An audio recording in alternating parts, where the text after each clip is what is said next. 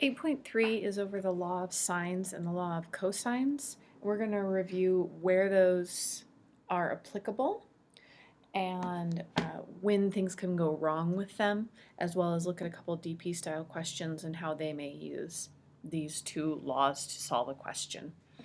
So if you'd like to read through this first portion independently, it's just a review on notation regarding how we label angles and sides. This should feel pretty comfortable to you. Okay. The law of sines can be written two ways. It can be written like this, where you have the sine of the angle over the side, or the side over the sine of the angle. It doesn't matter so long as you make those all equivalent. So I couldn't do side over sine and sine over side. It has to be the same. So it can be this way, right, or this way. Oop. A little paper slipped away from me. So here I have an example of how we've worked out a question where I am interested in A over the given 32, 136, 183, and then 12. So I've gone ahead and solved for the three angles here just using a 180 rule.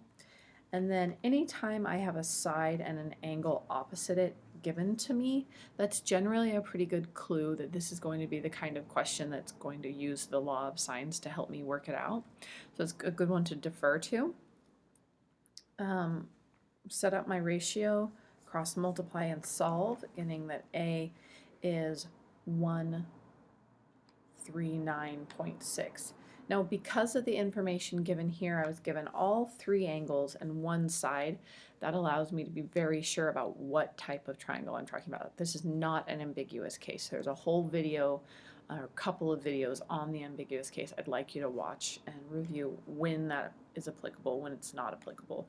Generally, angle side-side is like flashing red lights. Whenever I see an angle side-side visualization, I need to immediately start thinking about the ambiguous case. C is done the same way here. We're looking for little c.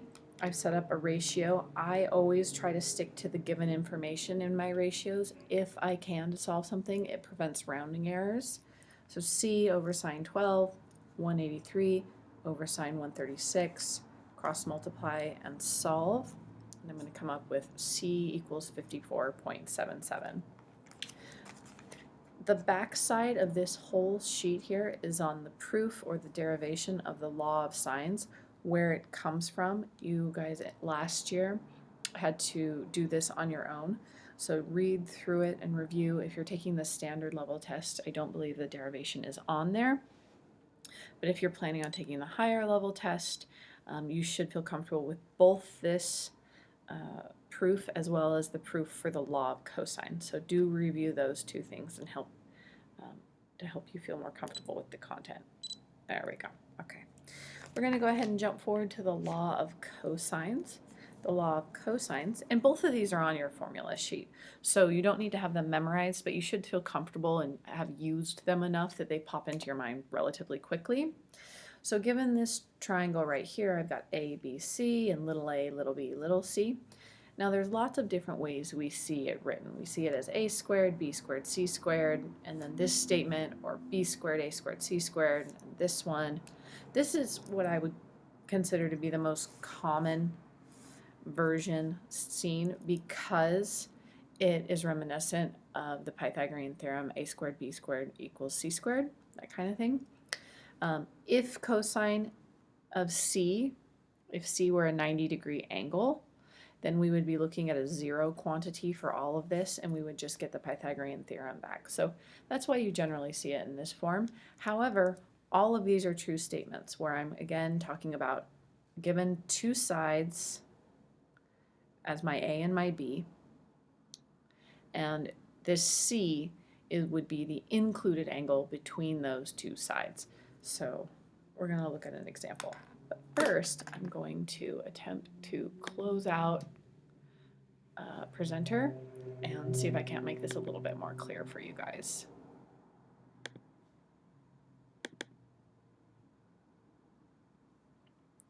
Let's see if this helps. Oh yeah, much better. What a silly program. Okay, So let's look at this question right here. We were interested in side E. Okay, we're looking for side E.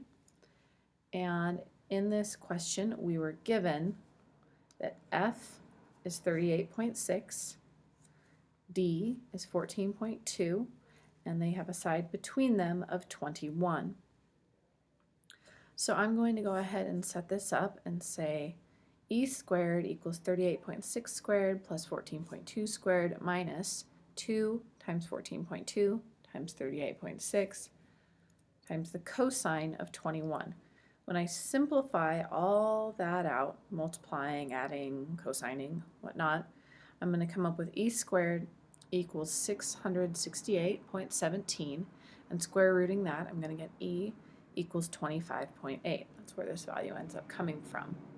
Now let's say I'm interested in the sine of D. Now, I can go ahead and use the law of sines now to backtrack and find that. Does the ambiguous case present here? Nope, I've got a side angle side, so I'm not concerned about whether or not this is two triangles. This is definitely one triangle by side angle side. So I'm going to set up 25.8 over 21, 14.2 over the sine of D, cross multiply and use our inverse sine to come up with angle D equal to 11.4. All right. If you have any questions on that, you can get back to me.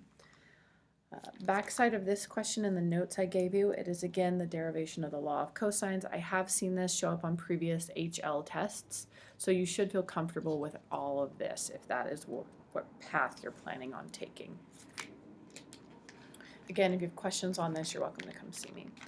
I do want to look at one DP style question where they've been given this information, and this came off of an old HL test, and they're interested in the cosine of C. So the first thing I'm going to do is read my question.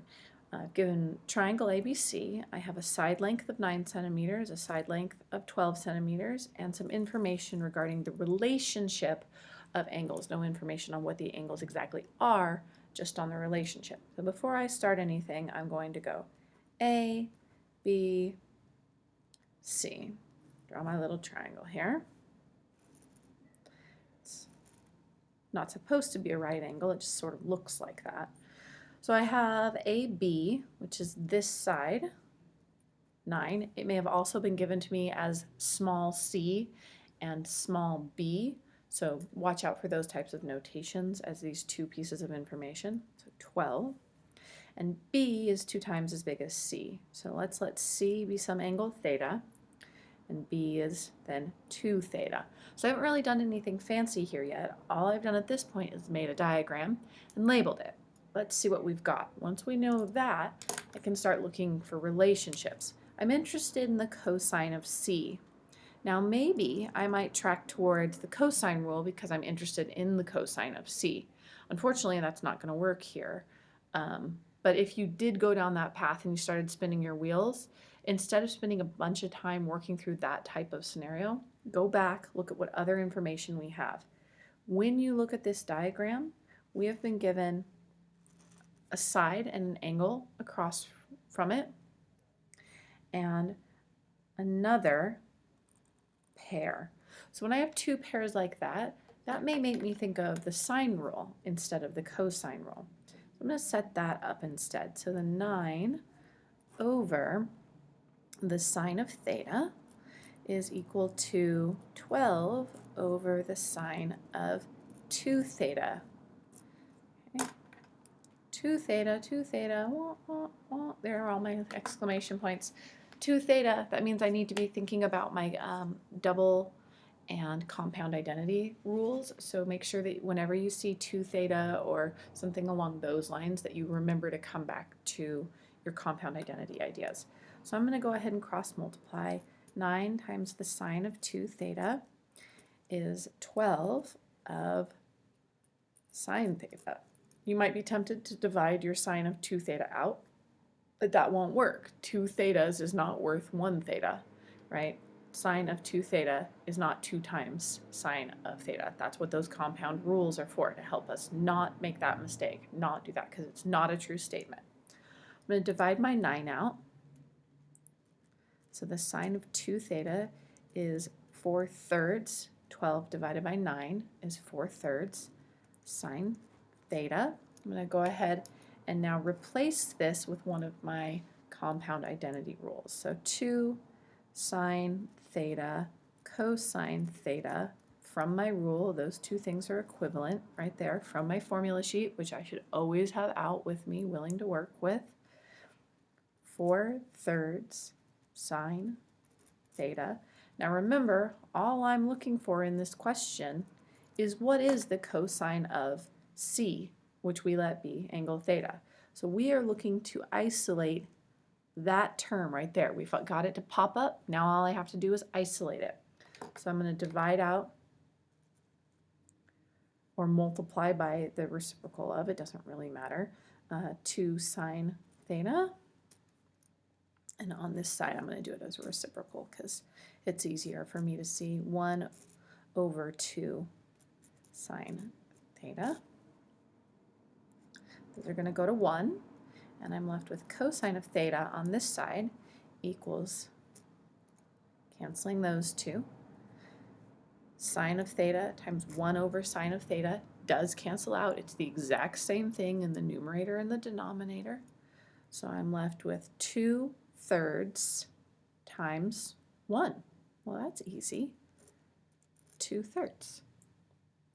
Now this question was on the higher level paper 1, which means it is a no calculator question. And if you notice, we're left here with a ratio that is not on the unit circle, so they did not ask us to actually solve for theta. If for some reason they had said something like find the, or set up an expression that represents the value of angle C, you could have maybe gone one step further and said that angle theta, or angle C, would have been the inverse cosine of 2/3. But that's not what this question was asking. Again, this question was only asking for what is the cosine of C, and that is that angle right there, and that would be done. Hope this helps with your 8.3, 8.4 homework, and I'll see you guys in class tomorrow.